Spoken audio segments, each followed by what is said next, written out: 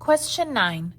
Which statement about the zeros of h of x equals 3 times x minus 5 times x plus 7 is true? So I need to find the zeros of this.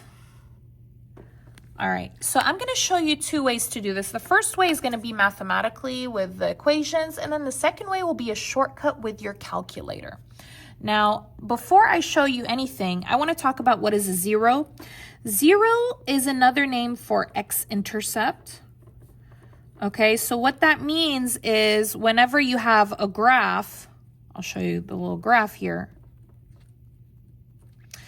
Wherever the graph or the parabola touches the x-axis, that would be this part right here, these are going to be your zeros. So in this case, it would be 1 and -2. Okay, you get what I'm saying?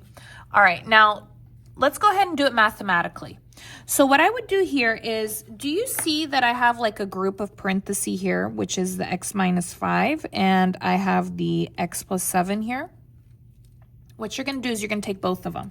I'm going to take x minus 5, and you put it equal to, guess what? 0.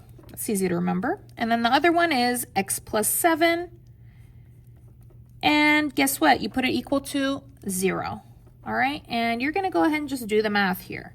So here I want the x alone. So what numbers with the x that I need to move? The -5. The opposite of -5 is +5. So +5.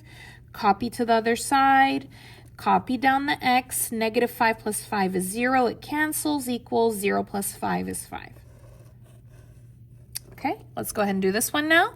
I want x alone. What number is with x on this side? +7, so I need to move it. It's positive, the opposite is negative, and you copy to the other side. Copy down that x. 7 minus 7 is 0. It cancels. 0 minus 7 is -7. There you go. So that's actually your answer.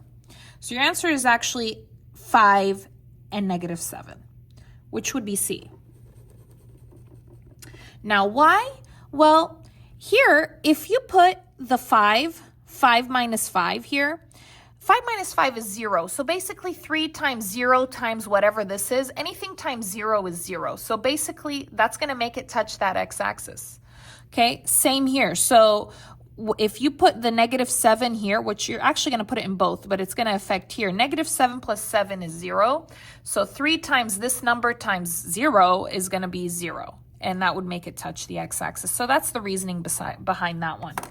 But let me go ahead and show you the shortcut just in case you really don't like doing any of the math, no matter how simple it is. All right, so you have your calculator. We're going to go ahead and enter into the calculator. So you're going to go 1, then no. You're going to want the graph because we're going to see this, okay, which is the number 2.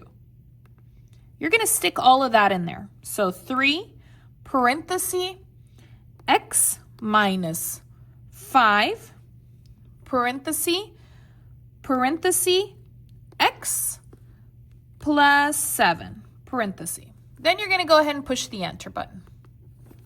All right, so do you remember what I said? I said zeros are the x-intercept. That's where it touches the x, which is the horizontal line. So where does it touch the horizontal line? Let's go ahead and count it. Looks like here is 0, 1, 2, 3, 4, 5. So it looks like it touches at +5, which is what I had here. And let's go ahead and count this one. 0, -1, -2, -3, -4, -5, -6, -7. That's -7, which is what I have here. So you could choose whichever way that you like. So let me know in the comments, which way do you prefer? Do you prefer doing it mathematically with the equation, or do you prefer just using that calculator, or do you like both? Let me know in the comments. Leave a like, leave a comment, subscribe, and I'll see you again next time. Thanks for watching.